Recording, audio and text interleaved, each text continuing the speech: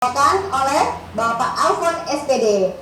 Mari kita baca Ambassador L'Oreal Profesional Indonesia, dan juga Bapak Alfon adalah seorang founder dari Alfon Salon dan juga Hair Code Salon, mempunyai 3 cabang Alfon Salon.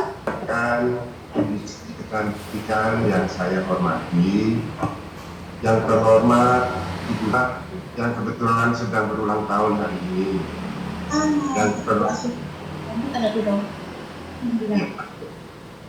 terhormat secara intens sudah melakukan diskusi perihal protokol pencegahan COVID-19 dengan Kemenkes RI dan juga Dinas Pariwisata Pemprov DKI Jakarta.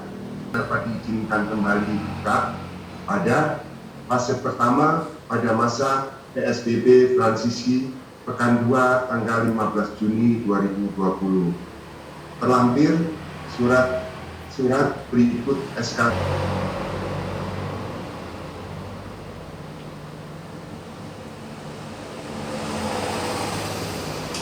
Halo pelanggan setia, dengan saya Alfons. Saya yakin para pelanggan pasti rindu untuk kembali ke salon Alfons melakukan servis perawatan. Kami pun juga demikian rindu dengan pelanggan keluarga kami. Namun, seperti yang kita ketahui, selama masa pandemi COVID-19, sudah selayaknya kita semua melakukan perubahan dari kebiasaan lama menjadi kebiasaan baru, terutama dari sisi kebersihan, dengan tujuan COVID-19 bersama-sama. Bagaimana caranya? Yuk, mari kita cermati bersama-sama cara baru nyalon setelah PSBB di Alfon Salon.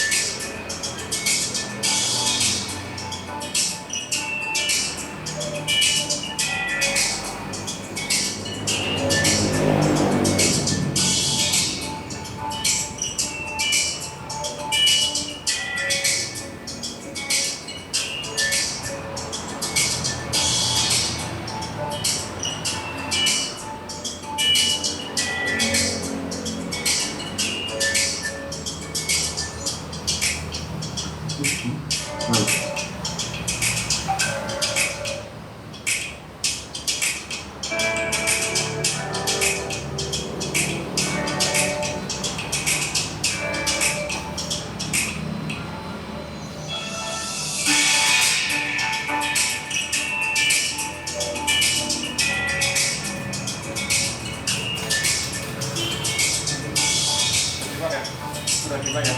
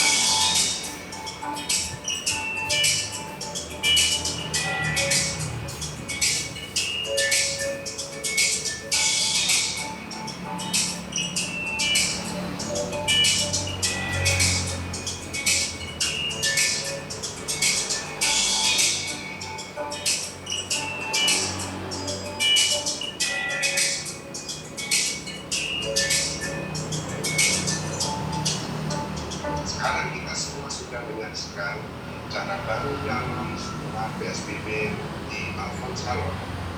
Saya mengundang kepada seluruh pelanggan dan seluruh karyawan Alfons untuk bersama-sama jaga jarak, jaga kebersihan, mari ciptakan salon aman untuk kami dan Anda. Terima kasih.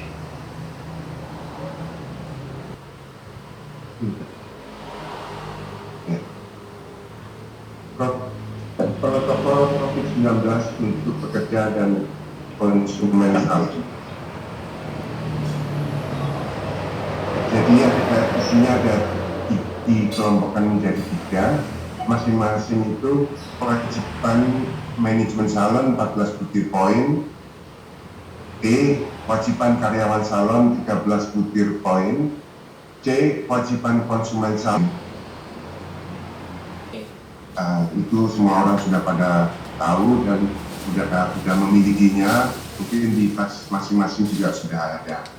Dan untuk hand sanitizer yang tepat atau desinfektan yang tepat nanti untuk narasumber yang berikut, Ibu Dr. Liani, expertnya akan menjelaskan mungkin lebih rinci konsumen sebelum dan sesudah servis dimulai untuk setiap konsumen. Ini juga akan dijelaskan desinfektan plater, telepon, mesin kasir, tester dan sebagainya setiap kali digunakan. Untuk 7. Menjaga kebersihan alat pendukung servis. Ya.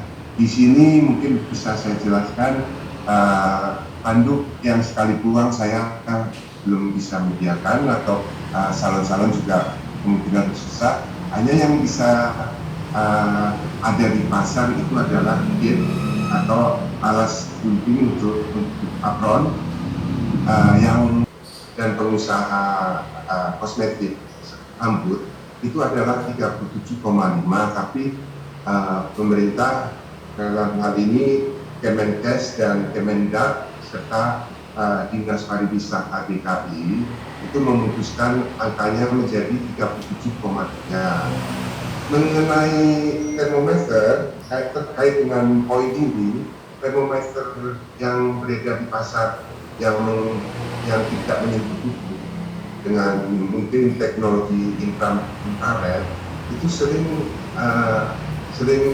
kita dapatin error cara kerjanya, sering menunjukkan angka-angka kita menjalani hidup new normal tanpa kontak fisik, jadi orang-orang yang adaptatif itu yang bisa sempat.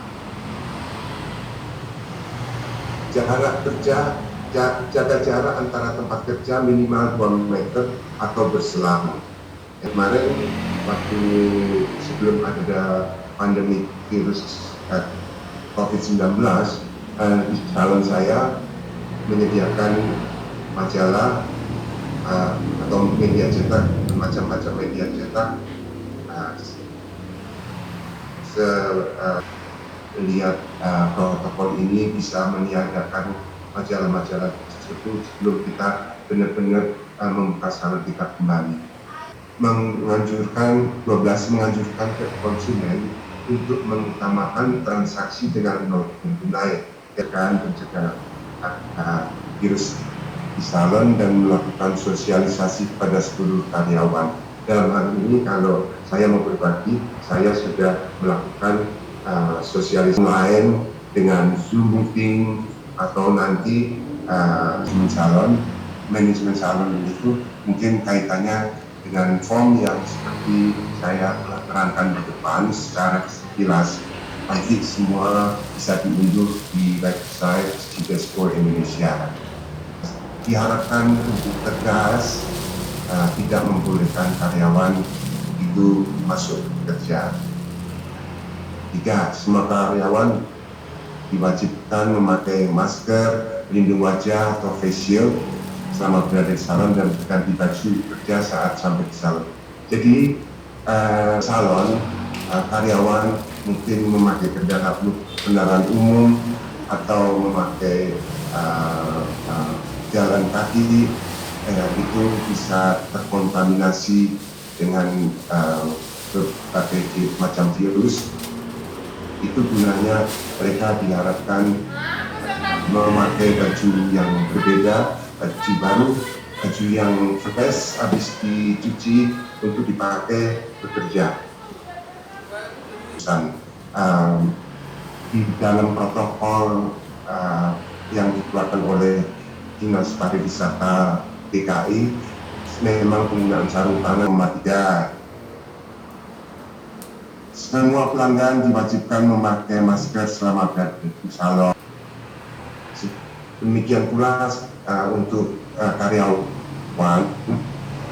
karyawan pun kita atur sedemikian rupa sehingga kehadiran mereka di salon itu adalah maksimal 50% dari jumlah karyawan yang sesungguhnya. Apalagi tadi jaga kesehatan saat di rumah. Oke, ini referensi cara cuci tangan. Sampai slide gitu ya. Tadi Pak Alfon juga sudah menunjukkan ke kita ya bagaimana customer journey itu berubah dari masa normal yang sebelumnya ke new normal yang saat ini ya. Jadi mensterilkan alat mungkin lebih ke Ibu Dokter Liani yang menjawab, lebih expert gimana Ibu Dokter? Ya betul-betul, nanti mungkin di sesinya Dokter Liani aja ya, nanti kita jawab ini ya, untuk mensterilkan alat ya. Apa saya coba jawab ini? Ya, boleh Pak. Jawab dulu Dokter ya. Tolong diulang Mbak Dian pertanyaannya. Alat atau mesin untuk mensterilkan alat-alat, jadi apakah ada cara lain untuk mensterilkan alat Pak? Saya pikir idealnya memang ada alat steril ya, tapi dengan desinfektan yang tepat ya, yang kualitasnya bagus, itu bisa dilap dengan mungkin tisu yang sekali buang ya, itu cukup memadai saya pikir. Tapi untuk melengkapi jawaban saya mungkin Bu Dokter Liani bisa lebih menjelaskan, karena alat sterilizer nggak semua salon mampu punya saya pikir ya. Tarif perlu dinaikkan, mengingat kapasitas tamu hanya setengah dan jam buka semakin pendek dan pengadaan fasilitas ekstra yang berhubungan dengan protokol. Kira-kira bagaimana Pak? Secara logika sepertinya harus dinaikkan. Tapi secara empati saya memikirkan bahwa daya beli saat ini sedang turun. Jadi kemungkinan saya bisa ngasih opsi untuk misalnya menaikkan sedikit, mungkin seperti pandemic charge ya, untuk fasilitas-fasilitas seperti apron, seperti air kemasan yang misalnya pakai botol itu nggak bisa di bawah Rp1.000. Jadi buat saya salah satu solusi win-win adalah bisa memberikan, saya mengusulkan pandemic charge ya, atau berikan opsional seperti di salon saya untuk orang-orang tertentu yang misalnya dengan disposable kit nggak nyaman, saya tetap menyediakan kit yang konvensional berupa fabric, masih berupa kain ya, itu tetap saya berikan alternatif itu free of charge ya, di-treat, dicuci setiap kali satu orang dan dan saya lakukan perawatan sesuai dengan protokol. Dan saya pikir kalau dinaikkan kalau logika kita harus dinaikkan 2 kali loh. Kapasitas kita dikurangi setengah ya. Jadi rasanya saya nggak tapi bahwa pelanggan sedikit membantu kita dengan kita naikkan sedikit. Kalau pelanggan nggak mungkin lah Mbak. Kalau staf kita yang memang ada himbauan untuk berapa 25% dari karyawan kita yang dilakukan rapid test ya, ada yang